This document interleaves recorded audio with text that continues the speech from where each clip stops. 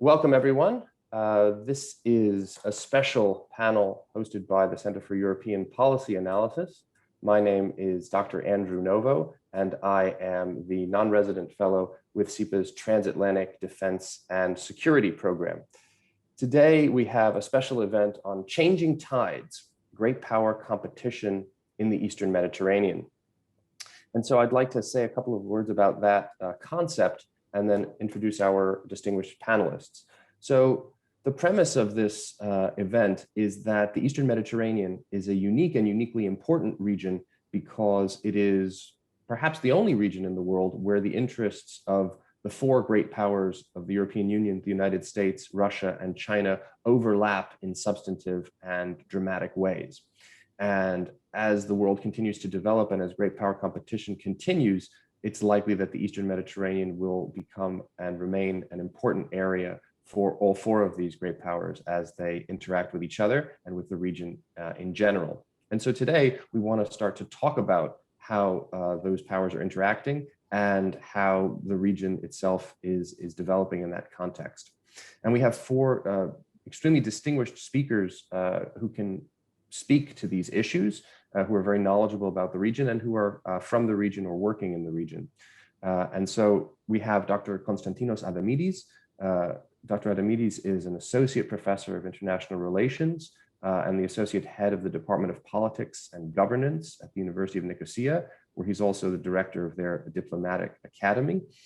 He was appointed as a member of the first Geostrategic Council of the Republic of Cyprus and served in that role from 2014 to 2018. Dr. Adamidis holds a PhD in political science and international relations, an MA in diplomacy and international relations, and an MBA in finance. And his work focuses on conflict, security, the future of war, EU foreign policy, and security and securitization. We're also very fortunate to be joined by Professor Alessia Melkanji. Professor Melkanji is Associate Research Fellow at the Middle East and North Africa Center at ISPI. She's also a Professor of Contemporary History of North Africa and the Middle East at Sapienza University in Rome, and a non-resident fellow, senior fellow for the North Africa and Middle East program at the Atlantic Council. We have Ambassador Jeffrey Pyatt. The United States is ambassador to the Hellenic Republic. Ambassador Pyatt is a career member of the American Foreign Service, and he was sworn in as ambassador to Greece in 2016. Prior to that, he was ambassador to Ukraine between 2013 and 2016, which I'm sure gives him particular perspectives on great power competition, particularly Russia. And we're also very fortunate to be joined by Özgür Onurhisarcı, who is the director of the Ankara office of the German Marshall Fund and the manager of the Resource Development Department of the Education Volunteers Foundation of Turkey.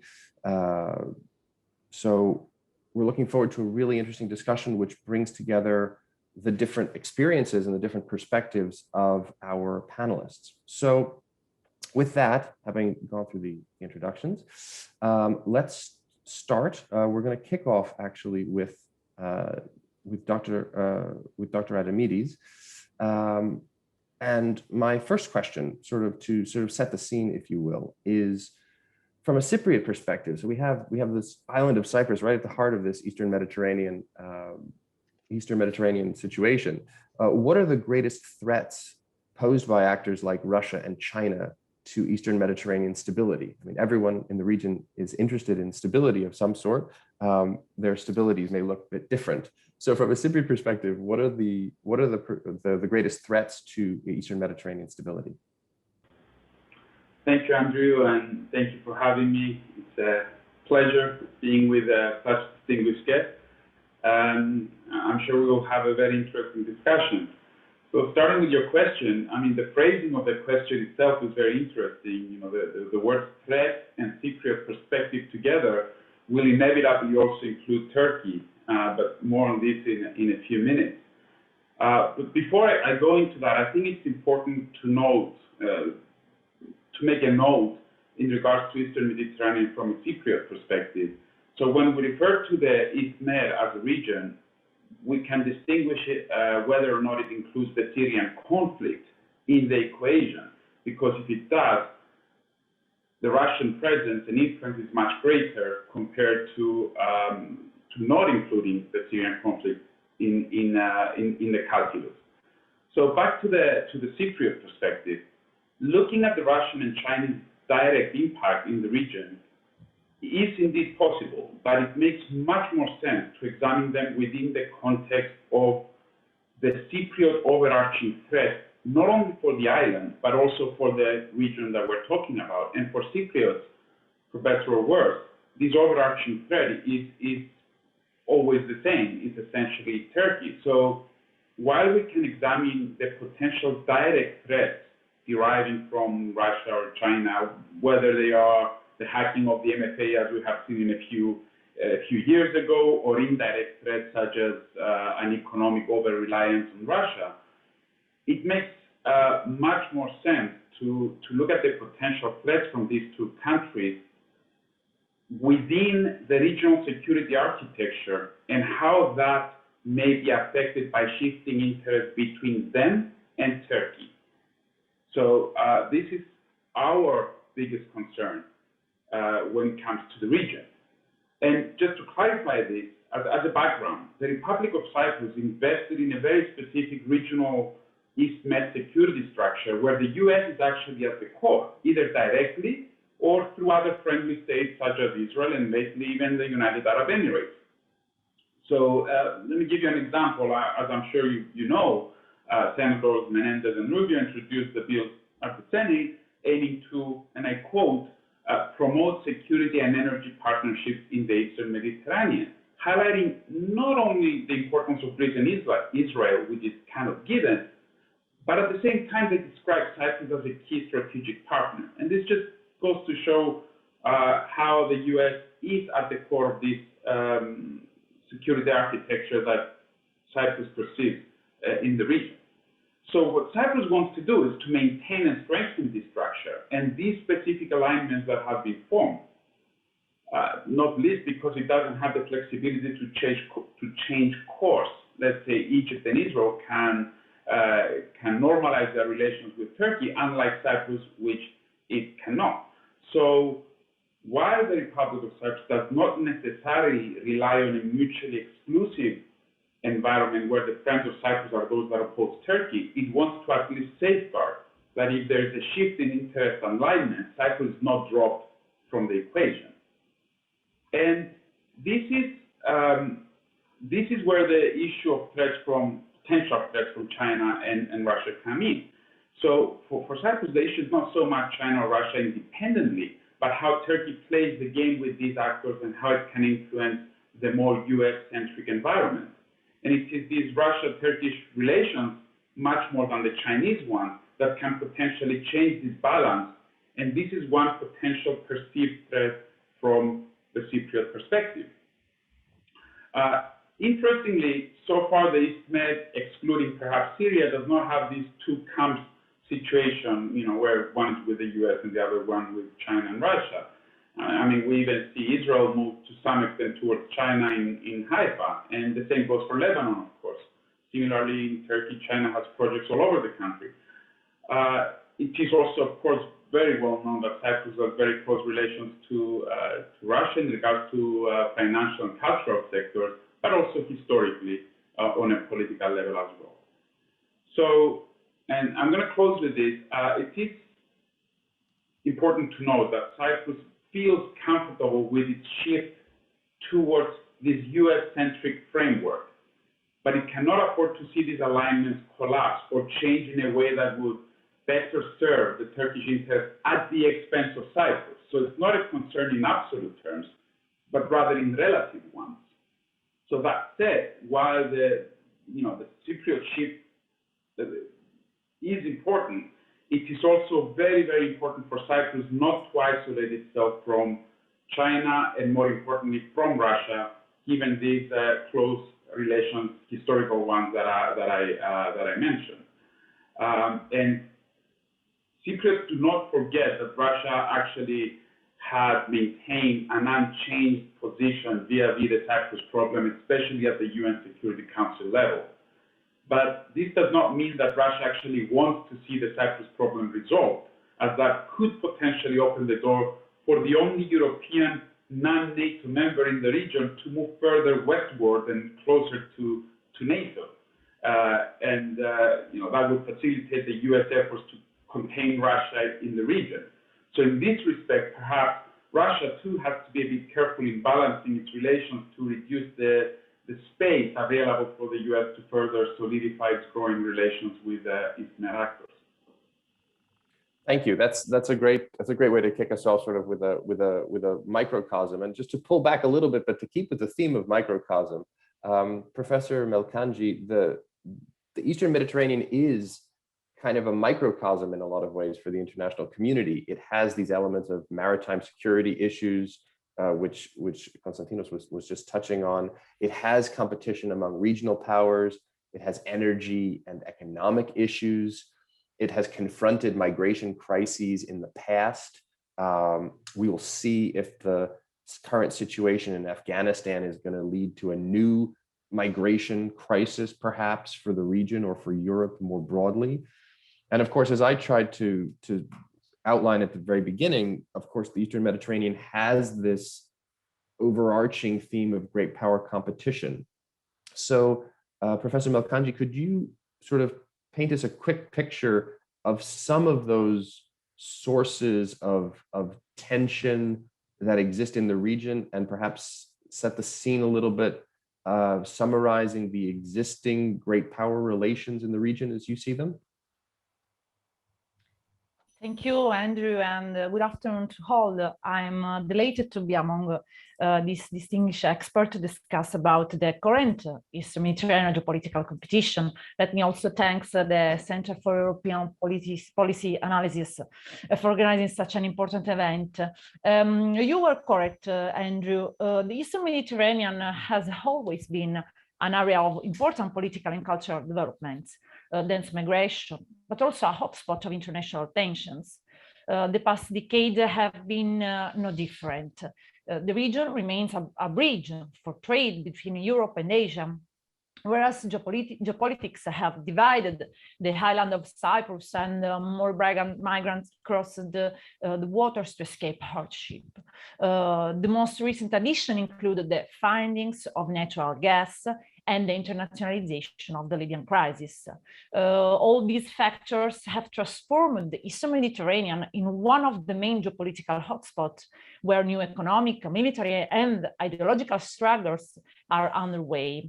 In the framework of a fragile regional security architecture, many drivers of instability and turmoil have arisen during the last decade, pushing the region into a situation of permanent tension. What is the result? The result was a change in the region's partners of interstate conflict and cooperation. On the one hand, countries such as Cyprus, Egypt, Greece, and Israel became part of an emerging network of cooperation and security architecture. But on the other hand, owing to its problematic relation with these states, Turkey remained an outsider waiting to deconstruct this new state of affairs and change it to its own benefit. As such, the new Eastern Mediterranean was ushered in during a period of high geopolitical polarization. Specifically, in my opinion, there are three main drivers of instability. First of all, the energy competition and its regional dimensions. So the huge gas field discovered in the last years are currently located in the exclusive economic zone of Egypt, Israel, and Cyprus. So the fields of the three countries are very close, and the three governments started to work together in the extraction and export of gas to obtain substantial revenues. On the paper, this seems a win-win situation. But in this context, Ankara harbors ambitions to act as an energy hub for Europe and wants to avoid its continued dependence on Russian gas. Excluded from plans by Cyprus, Egypt, and Israel and Greece to run a pipeline to Europe and from the Eastern Mediterranean Gas Forum created in 2020, Ankara has increasingly taken unilateral actions provoking militarized responses by Greece and other European actors such as France, whose energy companies are also interested in the region. The second driver of instability on the area is the Turkey-Greece tensions. Turkey and Greece arrive at a peak of tensions when Ankara sent seismic research ships to waters contested with Greece and the Republic of Cyprus during 2020, intervened in the Libya's civil war, and signed a maritime delimitation deal with Tripoli in 2019. I think that as long as Ankara and Athens stay locked in a cycle of brinkmanship, all possible talks between these two actors could break down again, with Turkey becoming bolder in lodging claims for sovereignty over Eastern Mediterranean waters, and Greece becoming increasingly assertive in forging ties with regional partners to hem Turkey in. The last issue we need to take into account is the spread of this tension in the Libyan crisis. As said before, in December 2019, Turkey signed a maritime delimitation deal with Libya's UN-recognized government, and also sent a military advisor to aid the Tripoli government in its fight with adversaries in eastern Libya, backed by Egypt and the Emirates. The delimitation agreement exacerbated the tension and led Greece to conclude its own overlapping deal with Egypt, prompting the Emirates to side with Athens.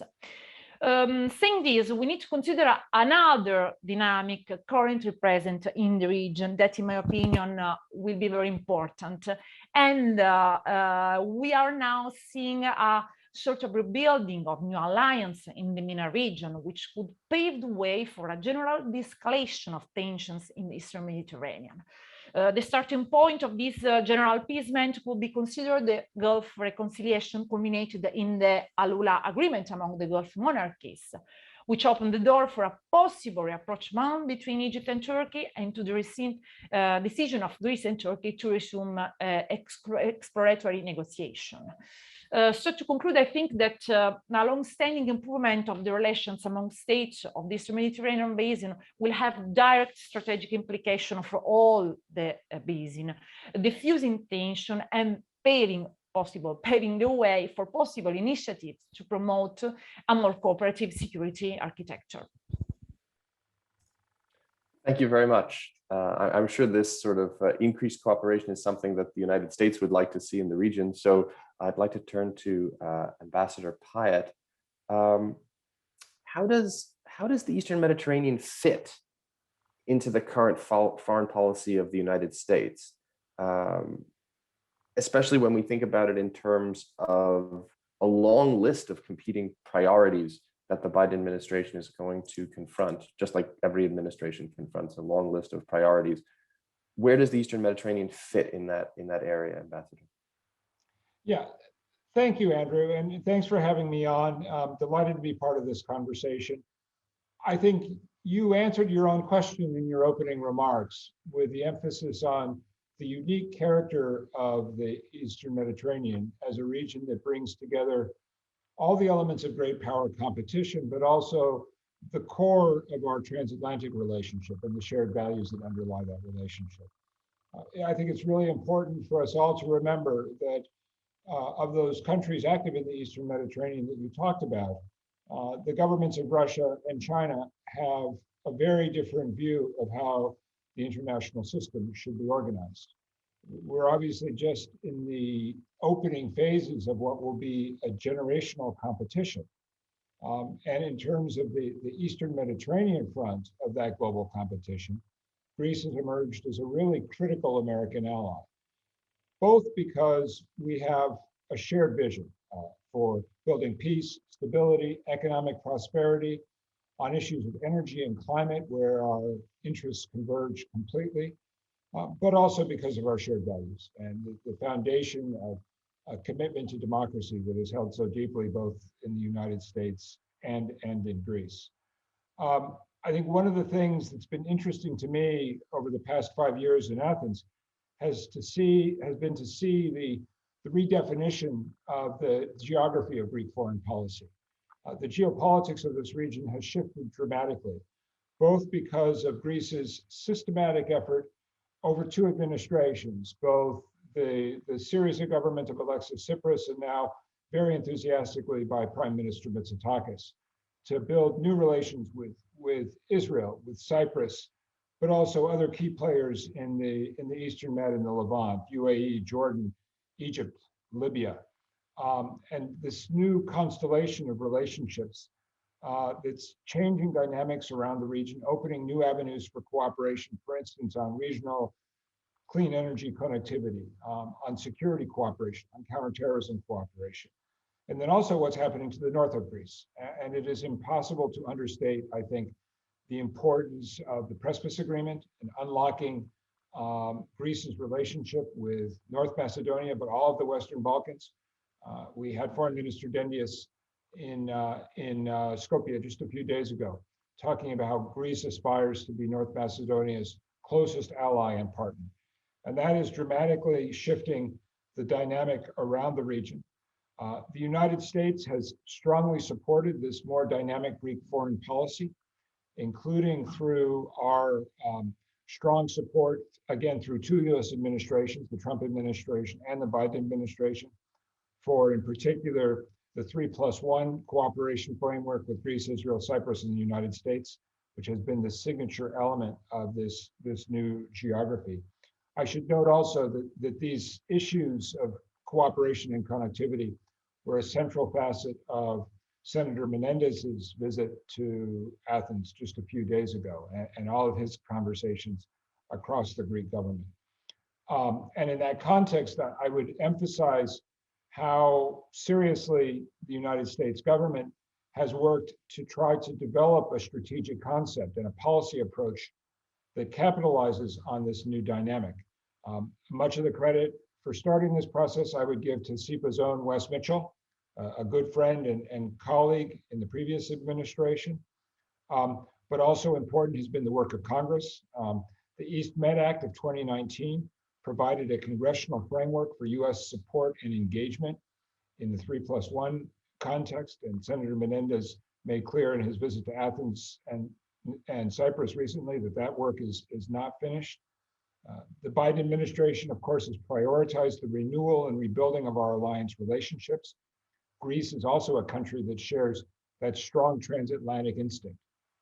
And it also, because of the East Med relationships that I talked about earlier, Greece is really uniquely positioned as a NATO ally that is working cooperatively across 270 degrees of the Eastern Mediterranean at the same time that it is reinvesting in its transatlantic ties and frankly repositioning itself after a decade or so when Greece was viewed largely through the lens of its economic and political challenges, whereas now it's viewed as a high performer. So I look forward to continuing the conversation. I would note, especially on the energy issues, I think it's important to recognize how quickly the ground is shifting underneath some of these traditional disagreements over things like gas and oil resources on the seafloor. Many of those resources will never be extracted in the current economic and investment environment. And so the ground is shifting rapidly, and Greece's policies have reflected that. For instance, its enhanced engagement with the United States through both our own bilateral strategic dialogue, but also the 3+1 process of energy cooperation on renewables, on electricity interconnections, natural gas as a transition fuel to sustainable. And I think more attention should be given to how that changing energy conversation also promises to shift the geopolitics. Thank you, Ambassador. On the subject of energy and on the subject of changing geopolitics, we should definitely get a Turkish perspective on this, since Turkey's been mentioned more than once.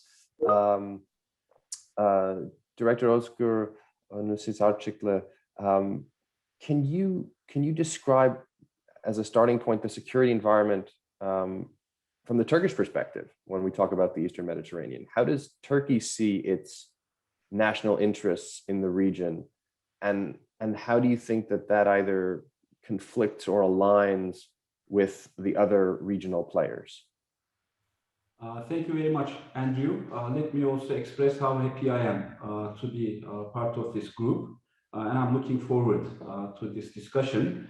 So to answer your question, I will look from three different angles. The first angle will be, and here I'm using the Arab Spring as a placeholder of whatever anyone wants to call it, but from the angle of the Arab Spring. And here, actually, there are four different periods in Turkey's outlook or situation vis-a-vis developments regarding the Arab Spring. In between 2010 and 2013, Turkey looked to be the winner of what we then called the Arab Spring. I mean, there was general enthusiasm about what was going on in the beginning, but Turkey had an additional layer of enthusiasm because the government in Ankara thought that the new governments that would come to power in various countries in the MENA region would actually be offshoots of the Muslim Brotherhood, and that they would look towards Turkey and President Erdogan as for inspiration, and Turkey would increase its influence in the region. Starting with 2013, everybody came to the realization that this was not happening, and actually the coup in Egypt was a cold shower for Turkey. So between 2013 and 2015, Turkey's decline in the region took place, and Turkey was generally excluded from most of the processes, and it was actually left outside of the equilibrium. Starting with 2015, in an era which lasted until last year, actually, end of 2020, Turkey reinserted itself into the equilibrium using coercive diplomacy as a means. So Turkey militarized its approach to the region. It started with the incursions against the offshoot of the PKK terrorist organization in Syria, but then continued and lasted until Turkey's military, let's say, military-supported diplomacy in the Eastern Mediterranean in 2020. Now, this policy has been criticized widely and deeply, but it has also brought Turkey into the equilibrium, and Turkey proved that if it does not have the capacity to set up its own game in the region, it always has the capacity to disrupt others' plans, and it would not be possible to have a, let's say, regional equilibrium which excludes Turkey. But this came at a great cost for Turkey in the form of diplomatic isolation. First of all, of course, Turkey now, with dotted lines, with the addition of Qatar, Turkey remains the only pro-Arab Spring actor now. And this is the main factor why a group of countries that includes Gulf monarchies, Egypt, Israel, actually see Turkey as a threat and want to isolate it. So it has nothing to do with democracy in Turkey or other things that Turkey does. But then Turkey has other disputes that I will come to with EU member states, such as Greece, Republic of Cyprus, but also including France, which is also an actor in the Eastern Mediterranean. So this led to Turkey's diplomatic isolation. So starting with the end of 2020, Turkey has opened a new page and is looking for deconfliction or de-escalation of tensions. But this should not be mistaken as a resolution of Turkey's disputes with these countries, but rather de-escalation, not only with Greece, but also with Egypt, Israel, even more recently with United Arab Emirates. I think we will see some of this. Now, the second angle, actually the big elephant in the room, and this has been mentioned multiple times today, is Turkey's relations with Russia. Many people, rightfully, and I'm not criticizing anyone for this, but talk about the new positive relationship between Turkey and Russia, which makes me smile all the time, because looking from Ankara, Russia is actually not only the biggest threat for Turkey in the Eastern Mediterranean, it's basically the biggest threat that Turkey is facing. Russia is not only Turkey's northern neighbor, and actually Russia's footprint in Turkey's north has increased dramatically with the illegal annexation of Crimea and basically dominating the Black Sea and coming closer to the Turkish borders in the Caucasus. But Russia is now also a southern neighbor for Turkey. Well, the Russian missiles in Crimea, in Armenia, and in Syria basically cover close to 90% of Turkish airspace and also territories. And as a matter of fact, when we talk about positive relations between Turkey and Russia, I ask the question, if anyone can answer it, give one example where Turkey and Russia are actually on the same page. What we call Turkish-Russian cooperation is mutual accommodation of each other's positions. If Turkey has lately done anything, Turkey has checked what Russia can do in the region.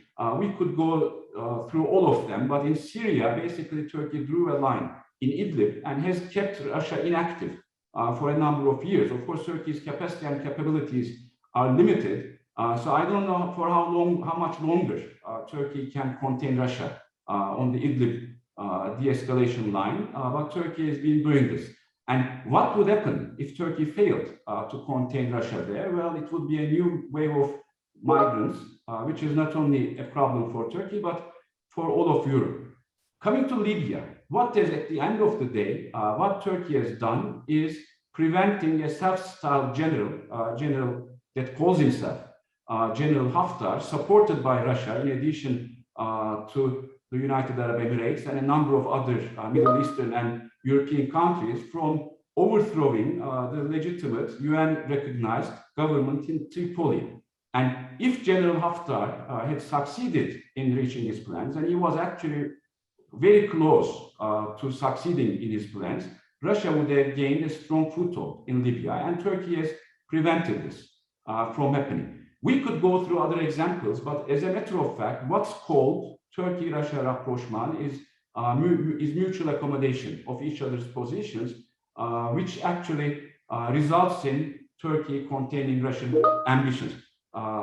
Sorry for the ping sound, it comes from my laptop, but it will end soon. And then I would like to come to Turkey's more recent disputes on energy with the Republic of Cyprus and Greece. First of all, with the Republic of Cyprus, it's very natural and an inevitable offshoot of the Cyprus problem. I mean, so long as the Cyprus problem remains unresolved, those secondary problems will always remain. As a matter of fact, Turkey made two proposals to the Republic of Cyprus, which was not, sorry for this ping sound, anyway, that were not accepted. So Turkey's first proposal, which probably was not too realistic, was to delay the exploitation of energy resources around Cyprus until the crisis was resolved, which would also be, let's say, an additional incentive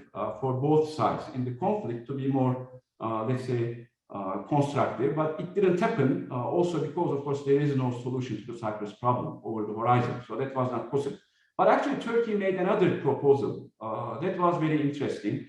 Turkey said there are two sides on the island. They don't recognize each other. So Turkey could not ask the Republic of Cyprus to recognize the Turkish Republic of Northern Cyprus as a treaty partner, which it doesn't recognize. And Turkey doesn't want to sign such a document with the Republic of Cyprus either, because it doesn't recognize the Republic of Cyprus. Turkey said, let's identify a third party, which could also be the European Union, and let the Turkish Cypriots and Greek Cypriots transfer their rights on energy resources to this third body and sign separate agreements with this third body so that they wouldn't need to recognize each other, and let this third body, if they have any revenue, share this fairly between the two sides. This was not accepted either. So from Turkey's perspective, it had nothing else to do but to act unilaterally, as the Republic of Cyprus was doing. With Greece, it's actually a result of a web of conflicts between Turkey and Greece, which is really nothing new. So Turkey and Greece, ever since Greece was founded, have had this, if we leave aside brief periods of, very warm friendships, such as between Atatürk and Venizelos, or between Ismail Cem and Papandreou, it's usually been a crisis-driven relationship. And Turkey and Greece know each other, and they have actually very strong communication channels. They are both NATO members, and because they know their behavior, they know how to de-escalate. Now, I see this as a political problem rather than a legal dispute. I will not go into any details. We can, of course, in the following remarks. But having said this, let me conclude my words here with this.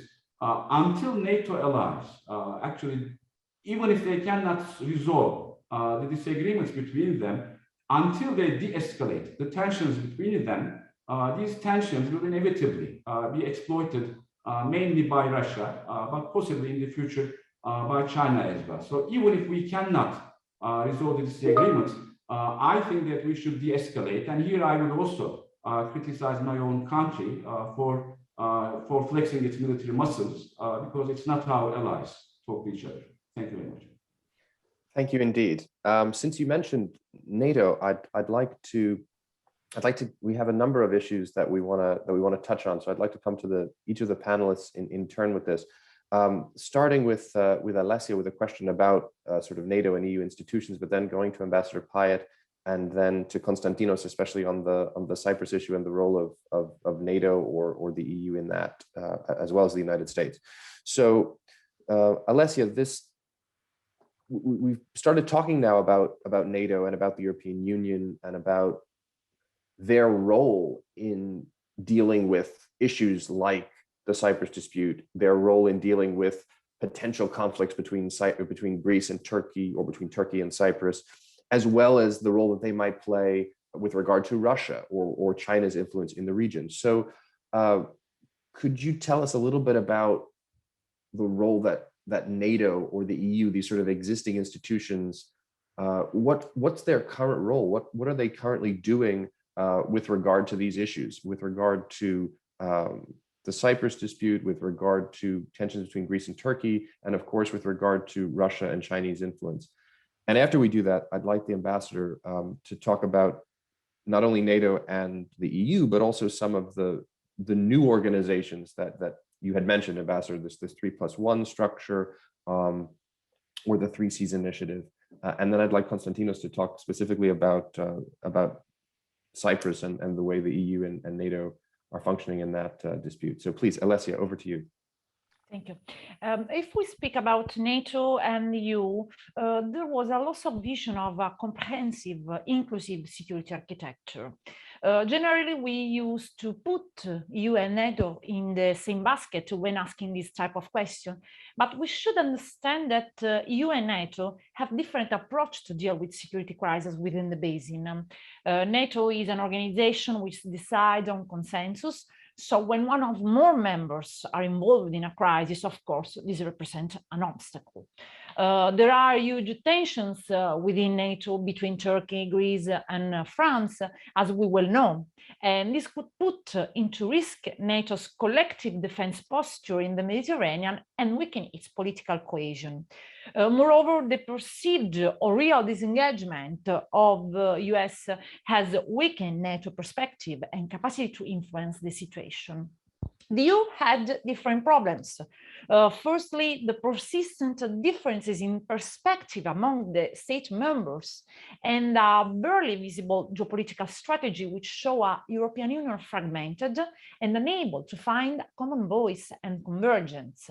Secondly, most of the member states consider the Mediterranean just a source of troubles, threat and instability, with the purpose of defending its borders and members by terrorism and migrants. The EU gave up its policy, its capacity to propose an inclusive architecture of security.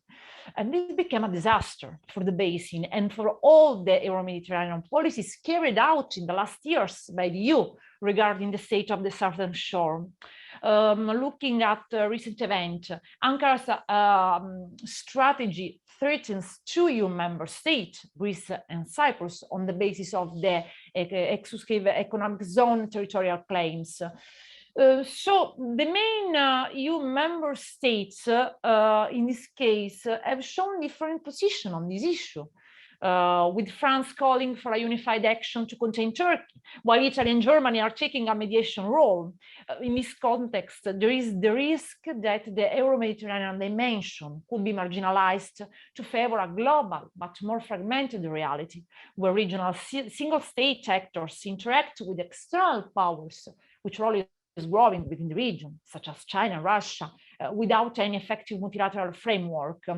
In my opinion, we need to consider that despite the EU weaknesses and mistakes, this actor remained the only actor, together with NATO, to be able to propose a less selfish policy for the Mediterranean if compared with China and Russia, and the regional actors like Emirates and, for example, Egypt, that just focusing only on a narrow perspective and national interest. They seem unable to propose an inclusive design. Russia and China appear more capable to act in the Mediterranean simply because they are just focusing on a narrow national security perspective. Russia, in particular, took advantages from a tactical perspective, but is not interested in realizing a realistic, acceptable solution. Imagining a possible solution, I think that today's transatlantic efforts should focus on NATO's policy in the region to control the Russia-Turkey relationship and try to find a multilateral solution for conflict, such as that in Libya and in Syria.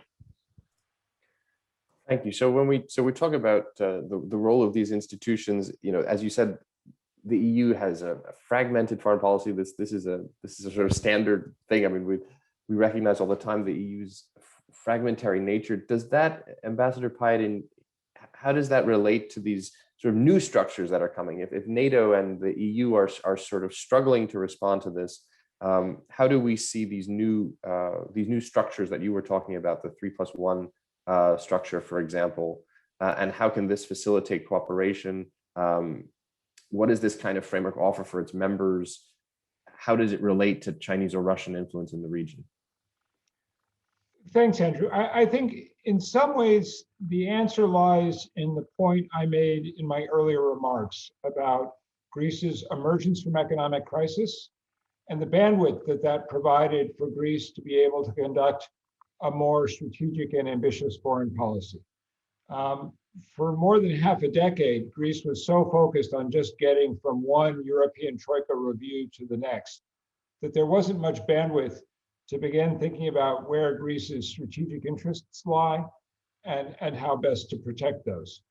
That has now changed dramatically as Greece has emerged from economic crisis and in fact is positioned to be, I think, one of the stronger EU economies coming out of the global COVID shock. And you've got a couple of different elements of this. I've talked already about the 3+1, which the United States has supported because of the prospect that it offers to build connectivity among three of our close democratic partners in a way that addresses all kinds of emerging challenges. Another great example is the EastMed Gas Forum. And I would emphasize on the EastMed Gas Forum the very clear message that Athens has conveyed on multiple occasions from the Prime Minister, from the Foreign Minister, from the Energy Minister, that this is not meant to be exclusive, that Greece would welcome Turkey's participation in this regional forum on the basis of international law, on the basis of cooperative partnerships. And in fact, of course, one of the greatest examples of regional energy cooperation anywhere in Europe is the Southern Gas Corridor, which relies on the relationship between the TAP pipeline and Turkey every single day. So I think this is an area that offers the prospect of building new channels for cooperation and for win-win. I do not accept the principle that conflict between Greece and Turkey is inevitable, and it's certainly not in the interests of the United States. Another one of these regional dynamics that I'd like to spend just a second on, of course, is the 3 Seas Initiative, which did not initially involve Greece. And when I got here, coming from Ukraine, one of the questions that I asked was, well, why hasn't Greece been involved in this? And you, of course, Andrew, you have a scholarly familiarity with the strategic role of the Black Sea, Greece. You only need to go back to Themistocles and see how the Athenian fleet moved across these waters and to understand that it's all connected. And so I think we've made good progress over the past couple of years with Greece becoming much more involved in the 3 Seas Initiative. I know that the United States and the other 3 Seas partners welcomed the presence of President Saakaropoulou at the 3C Summit in Sofia a few weeks ago. And we see this as an opportunity to catalyze more of this north-south connectivity that terminates in the Aegean and terminates in Greece. The most important single example of this in the energy domain is the complex of projects around Alexandroupoli in the far northeast of Greece, the Alexandroupoli floating regasification unit, the IGB pipeline connecting to the TAP pipeline. These projects together offer one of the most practical routes for getting non-Russian gas up into Central Europe, including eventually, I hope, Ukraine, where unlike Nord Stream 2, for instance, these projects promote diversification of routes and limit the ability to use gas and energy as a geopolitical tool. So we're very supportive of this as the United States. And again, it fits with the strategic vision that the Greek government has charted out for itself. Greece has become a source of solutions, a provider of solutions. And I cannot emphasize what an important change that is from when I arrived here 5 years ago, at a time when Brussels was concerned about Greece falling out of the Eurozone, failing to comply with the conditionality of the European Troika, or collapsing under the weight of a regional refugee crisis. Greece has evolved from that to become, as I said, a real positive example to the region, and a country which has demonstrated its commitment to investing in cooperative relations across a broad region where the United States is involved in a global competition and where we're looking for friends and allies. So to that point, I mean, I think Alessia mentioned before the potential for sort of ambiguity of America's presence in the region, whether there, is there a disengagement or a re-engagement, or how present is America going to be? From what you're saying, a lot of these American initiatives and the increased presence of the United States in Greece, which is the result of sort of a mutual cooperation, right? Greece has become more capable and more interested and more engaged and more stable. And at the same time, America has become more involved. And those two things together have improved American-Greek relations quite a bit.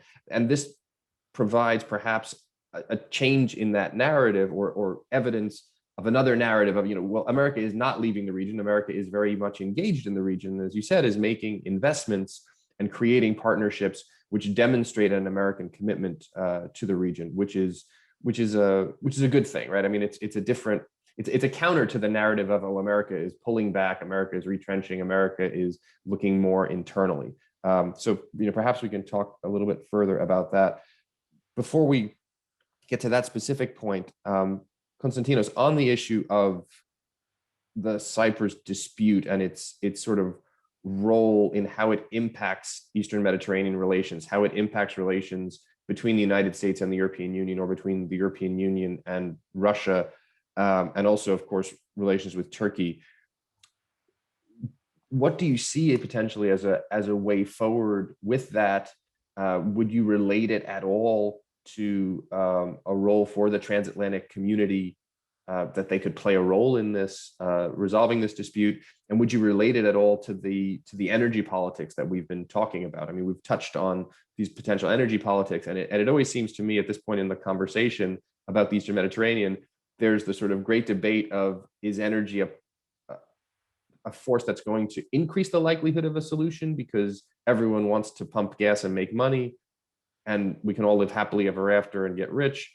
Or is energy going to be a source of deepening conflict because everyone feels like they should have 51% plus one and get extra, and you're stealing my energy, and no one will drill and everybody's scared, and so it ends up being a driver for conflict? So that's a lot to put on your plate, but you're very capable, so I'm sure you'll give us some useful insights. Oh, thank you for the kind words.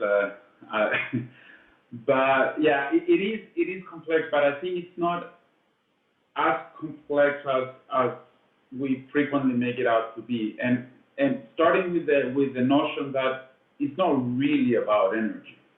It's political more than anything else, right? So, and I agree with, I'll start with the question whether or not energy will exacerbate the problems or actually help resolve them. And I think we should look at the hydrocarbons as a multiplier force, whereby it multiplies positive relations into something deeper, better, and broader. And an indicative example is what the ambassador said about the Med Gas Forum, and I completely agree, right? I mean, we see this progress, even though we haven't actually seen any major actual exploitation decisions regarding energy, right? It's mostly political. We've seen ministers of foreign affairs and defense getting together in Cyprus and elsewhere, signing agreements and all of these things. So we see that hydrocarbons have this positive multiplier effect. At the same time, we see that they also have the opposite effect, where relations are deeply securitized, and a good example is Cyprus and Turkey, because things are bad. So what hydrocarbons do actually is make things much, much worse, because they add a layer of conflict, a layer of tension that needs to be resolved. So while it started as a potential incentive to solve the problem, it actually became a parallel problem. So there's little doubt that energy complicates things in the East Med, but I think it's what led to bringing together this new sub-regional security complex of the Eastern Mediterranean, which actually brought back the U.S. and anchored this section of the world to the U.S. Influence, in a way. So, so in that respect, I think we should look at the energy factor more from a political perspective rather than from a financial perspective. And I'll go back to what the ambassador said in his first comment, and I fully agree. Things are changing. The markets are not particularly favorable for energy exploitation. I mean, energy is fantastic for regional trade, and we see this. We see Israel exporting to Egypt. We see Israel exporting to Jordan. And actually, they decided to export more to Egypt and Jordan. And that's great for the region, but we shouldn't expect that it's a lot of money involved, especially for countries like Cyprus. So, and even if we look at it from the Cyprus perspective, the conflict perspective, it was never really about the money. And that's why the Republic of Cyprus, for instance, said, you know, we'll do an escrow account and put all the money from hydrocarbons if they ever show up, and give it to the Turkish Cypriot. That's not a problem. But it was never about the money. It was always political decision-making. Yeah, so where does the foreign actors and external actors fit into this?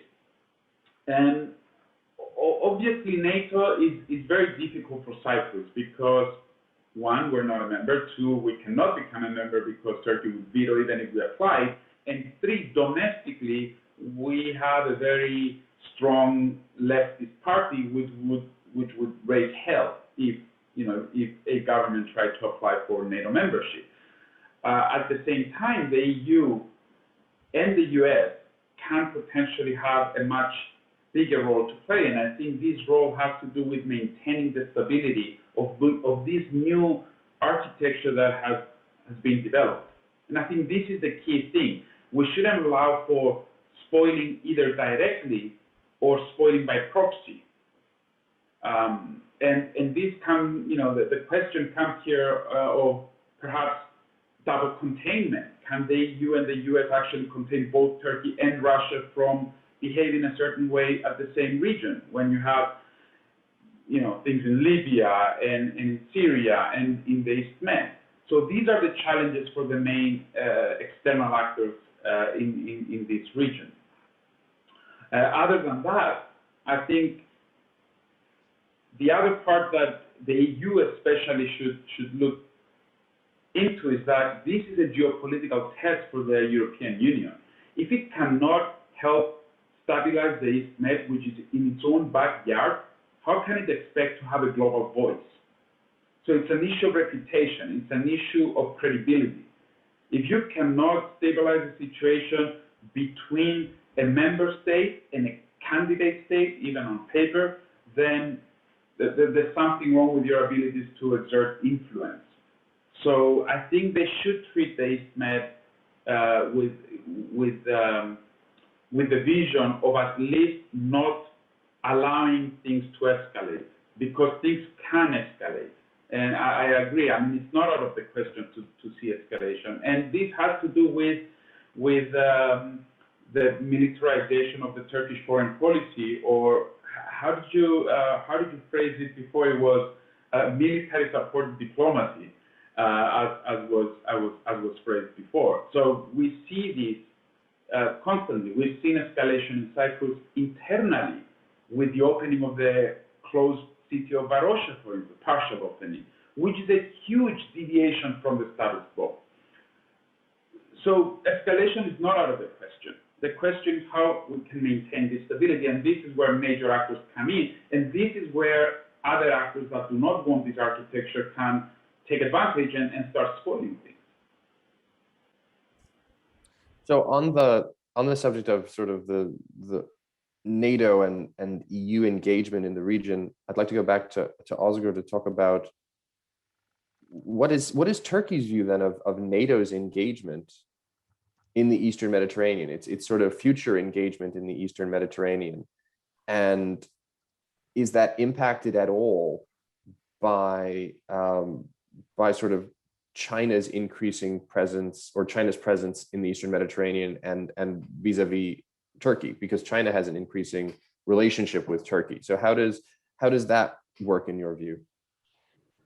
Thank you, Andrew. First of all, I would like to rephrase what you just said. China does not have an increasing relationship with Turkey. China basically has an increasing relationship with everyone in the region, including all EU member states. Now, we have more than once, we have mentioned Turkey-China relations, but let's not forget that the naval base, commercial naval base for China in the Eastern Mediterranean is not in Turkey, but it's in Greece. So I think that if we're talking about China's footprint in the Eastern Mediterranean, we should have a more holistic approach rather than singling out the Turkey-China relations.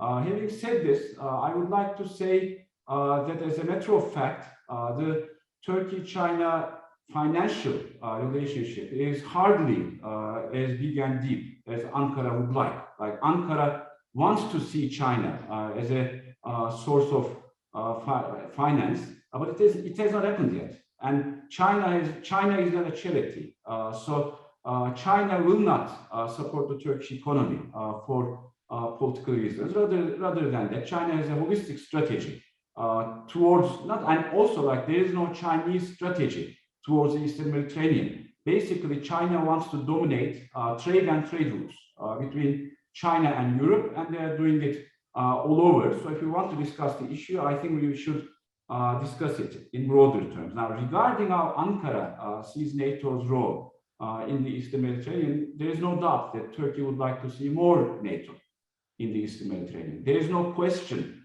regarding Turkey's commitment to NATO or Turkey's commitment to NATO in the Eastern Mediterranean. And I think, as I have explained in the first round of remarks, there is not a single issue where Turkey and Russia look eye to eye. On the contrary, they are on opposite sides on all issues, including in Libya. And Turkey is containing Russia as efficiently as it can. But of course, Turkey's capabilities are limited. Now, on EU, it's very interesting. I think that there is now a great opportunity for the European Union to increase its presence in all of its southern neighborhood. Take the case of Libya. As a matter of fact, before even Turkey weighed in, Libya or the Tripoli government begged European actors to intervene, to stop the insurgent general from taking over Tripoli, but nobody paid any attention. If the EU, even politically, had weighed in, most likely there would be no need for Turkey to enter the equation. But now that actually the fighting in Libya is over and there's a political process, I think this is a very important test case. Can the EU increase its presence in a setting as a conflict settlement actor when there's no fighting? Now, if the EU cannot do it in today's Libya, then I think there's then more capacity that the EU will need to be. But I think that the EU can do this. So more EU, and we have said that the United States is not disengaging from the Middle East. It's not disengaging, but it's actually decreasing its footprint, and it's dissociated. It says other interests elsewhere in the world. And it is actually leaving a vacuum in the region, which is filled by Russia, Iran, and Turkey. But actually, the EU. So I'm sure the ambassador would like to have one final comment on that point. Thank you on that point about whether the United States is or is not disengaging, or how we might frame disengagement. So thank you for that. And we have 1 minute left. I'd like to hear the ambassador's view on this narrative of engagement and disengagement, since we've all touched on it in various ways. And then I think we have to wrap up, actually. So Ambassador, just one last word, probably, because I'm sure you'd like to say something on the engagement-disengagement debate. Yeah, thanks, Andrew. First of all, I would just say I don't think you would find any of my team at the U.S. Embassy in Athens who feel like we've disengaged over the past couple of years. In fact, we're moving very aggressively and rapidly to expand the relationship. I already mentioned the East Med Act. I already mentioned the 3+1. I would also flag the expansion and deepening of our Mutual Defense Cooperation Agreement, which has opened up additional locations and facilities in Greece to U.S. military presence, including both northern eastern Greece, central Greece around Larissa, Stefanovicchio, where we're about to begin another one of our annual combat aviation brigade rotations. So in a military sense, we're on the ground. We've expanded our footprint in Suda Bay for the first time since the Cold War. We have home ported a new major U.S. Navy vessel, the Herschel Woody Williams, has its home port in Suda Bay, Crete. Also on the economic side, very important that Congress has expanded the mandate of the Development Finance Corporation in order to facilitate investments by American companies in Greece, specifically designed as a response to the checkbook diplomacy that China has pursued through its Belt and Road Initiative, recognizing that we have to have a positive agenda to push back on this. And then we have the strategic dialogue, which was launched under Secretary of State Pompeo in 2018 and will be revalidated by Secretary of State Blinken in October, which has become a comprehensive setting to bring together all of the pillars of U.S.-Greece engagement, including energy, climate, investment, defense, homeland security, people-to-people ties, education, the whole gamut. And then finally, on the economic side as well, it's been a very exciting period for expansion of the U.S. tech footprint in Greece. Large new investments by companies like Microsoft, Pfizer, Cisco, all of which are helping to expand the scope and depth of U.S.-Greece cooperation. And then on the diplomatic side, I would finally, and apropos your point about the European Union, I would make the point that during the tensions a year ago around Greece and Turkey and the collision that took place between the Kemal race and the Limnos, U.S. diplomacy played a critically important role, working with key European partners like Germany and France to lower tensions.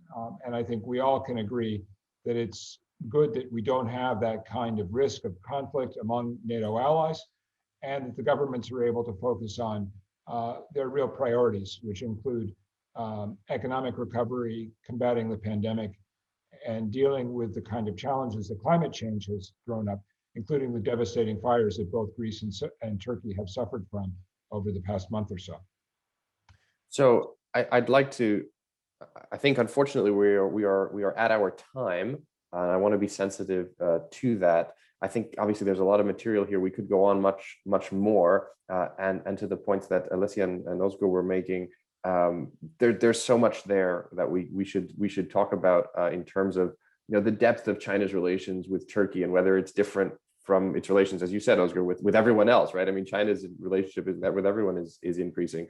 A lot of good stuff about NATO and the European Union. Also, a point that we didn't get to touch on is views on maybe a bit of an improvement in Greek and Turkish relations, and how that could move forward in a more productive way, both with the help of the European Union and with the help of the United States. So it's been a wonderful conversation. Thank you all for your time. I know that you're all very busy, so I appreciate you coming, and SIPA appreciates you coming out to do this. There will be the recording of this coming out, and hopefully we'll be able to get back everyone and further the discussion, maybe with a different theme, maybe focusing more on different issues if you want to talk about American engagement, disengagement from the region and what that looks like. And thank you all for coming. And so with that, I think we have to close, but thank you again. It was a pleasure, and we look forward to continuing the conversation. Thank you all very much.